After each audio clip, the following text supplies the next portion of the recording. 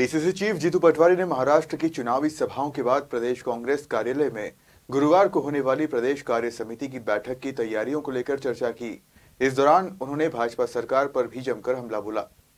प्रदेश अध्यक्ष जीतू पटवारी ने चर्चा के दौरान बताया कि कार्य समिति की बैठक 21 और 22 नवंबर को होगी, जिसमें सभी नेता आने वाले समय में कांग्रेस की रणनीति पर चर्चा करेंगे।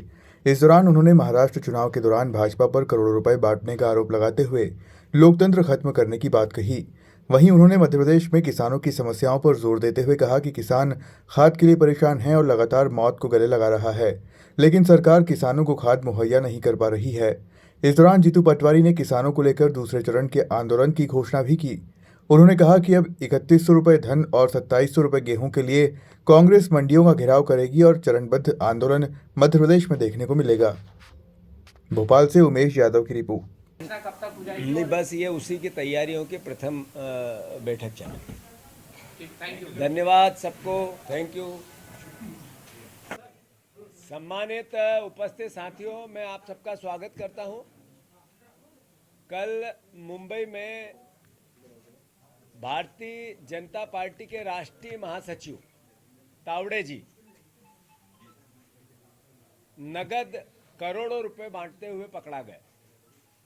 कोई प्रशासन ने नहीं पकड़ा, कोई चुनाव आयोग ने नहीं पकड़ा, कोई पुलिस ने नहीं पकड़ा, जनता ने पकड़ा, राजनीतिक दलों के कार्यकर्ताओं ने पकड़ा। फिर जब पुलिस आई तो लगभग 15 करोड़ रुपए का हिसाब एक डायरी में और मिला जो वो बांट चुके थे।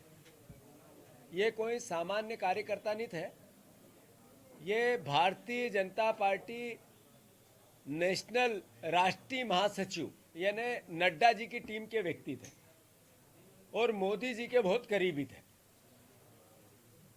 ये पूरी घटना जो महाराष्ट्र में आज चुनाव चल रहे हैं या झारखंड में चल रहे हैं, देशवासियों, प्रदेशवासियों, भारतीय लोकतंत्र में जो कुछ पवित्र बचा था सबको ध्वस्त कर दिया नरेंद्र मोदी ने। नरेंद्र मोदी जी ने नया भारत बनाया, तब से जितनी स्वायत्त संस्था थी जो लोकतंत्र को ताकत देती थी, मजबूत करती थी, सहयोग करती थी, मीडिया की और विपक्ष की सुरक्षा करती थी, जनता के हितों की रक्षा करती थी, उनको कोलैप्स कर दिया।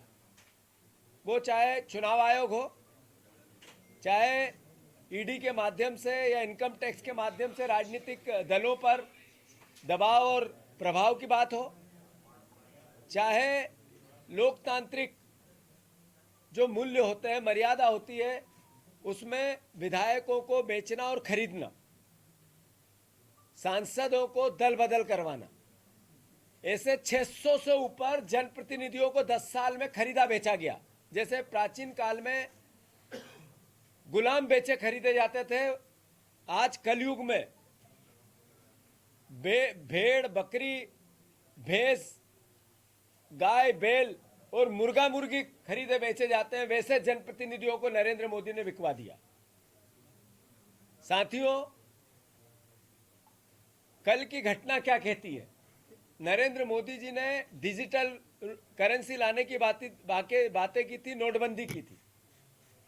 इतना भारी मात्रा में पैसा मिलना और बीजेपी का महासचिव का बांटना, क्या नरेंद्र मोदी जी को थोड़ी बहुत भी राजनीतिक मर्यादा बची हो तो इस सरकार का चेहरा कितना बेनकाब हुआ है ये प्रदेश और देश की जनता देखे। ऐसे ही मध्य प्रदेश में भी हमने विजयपुर के चुनाव में देखा कि कितना एक तरह से निस्सहाय हो गया चुनाव आयोग, ताकत नहीं बची, रीढ़ की हड्डी टूट गई, समाप्त हो गई चुनाव आयोग की, मध्य प्रदेश चुनाव आयोग की। आप देखो कि हमने हर तरीके की पहले से शंका जाहिर की, पर चुनाव आयोग तस से मच नहीं हुआ, या फिर चुनाव आयोग की एक नहीं सुनी उस समय कि तावड़े जी का नोट बांटना यानी नरेंद्र मोदी जी के कहने पे बांटना और बीजेपी के राष्ट्रीय अध्यक्ष के अनुसार बांटना, उनके दिए हुए नोट थे। वो राष्ट्रीय महासचिव है। तो भारतीय जनता पार्टी की हालात दिन पे दिन, महाराष्ट्र में एक एक सीट पे 50-50 करोड़ में चुनाव लड़ना चाहती है बीजेपी। ये महसूस कराता है कि बीजेपी की जमीन खिसक चुकी है। यही पैसे का दुरुपयोग उन्होंने हर राज्य में किया। 11 राज्यों की सरकार खरीद फरोख्त में करप्शन के पैसों से विधायक खरीद के बिगाड़ी मध्य प्रदेश उसमें एक है। तो कुल मिला के लोकतंत्र खतरे में है, संविधान खतरे में है, मीडिया की निष्पक्षता खतरे में है, विपक्ष की भूमिका भी एक तरह से इससे कमजोर होती है। तो ये सब बातें देश के लोकतंत्र के लिए बहुत महत्वपूर्ण है और इसकी पूरी कांग्रेस पार्टी अलग अलग राज्यों में निंदा कर रही है। प्रेस के माध्यम से सभी सम्मानित हमारे नेता इस भारतीय जनता पार्टी को बेनकाब कर रहे हैं। मैं महाराष्ट्र के सभी परिवार के लोगों से, चूंकि आधा दिन अभी भी बचा है, इनके असली चेहरे को देख के समझदारी से लोकतंत्र बचाने का वोट, संविधान बचाने का वोट, आपकी वोट की ताकत बचाने का वोट देना चाहिए। दूसरा, मध्य प्रदेश में कृषि मंत्री है किसान का बेटा, देश का कृषि मंत्री है किसान का बेटा, जिसने 20 साल तक ये कहा मैं किसान पुत्र हूं, किसान मेरा भगवान है, मैं डबल इनकम करूंगा। वहां गुना में एक किसान ने अपना वक्तव्य दिया, वीडियो डाला, आप सबके पास होगा वो। उसने कहा मैं गरीब छोटा किसान हूं, मेरा सरकार से निवेदन है कि मेरे पास कम से कम जमीन है।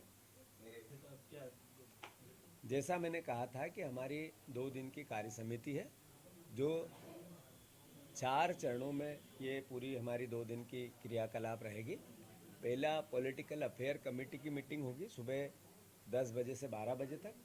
फिर 12 बजे से लेके हमारे वरिष्ठ जन जो विशेष आमंत्रित सदस्य हैं उनके साथ विचार विमर्श होगा और जो पार्टी का एजेंडा है आने वाले 6 महीने का, उस पर उनसे चर्चा की जाएगी एजेंडे के साथ। उसके बाद जो पॉलिटिकल अफेयर कमेटी में अप्रूव होगा उसी एजेंडे को हम नीचे सम्मानित हमारे सीनियर लोगों के साथ चर्चा करके उसको मूर्त रूप देंगे।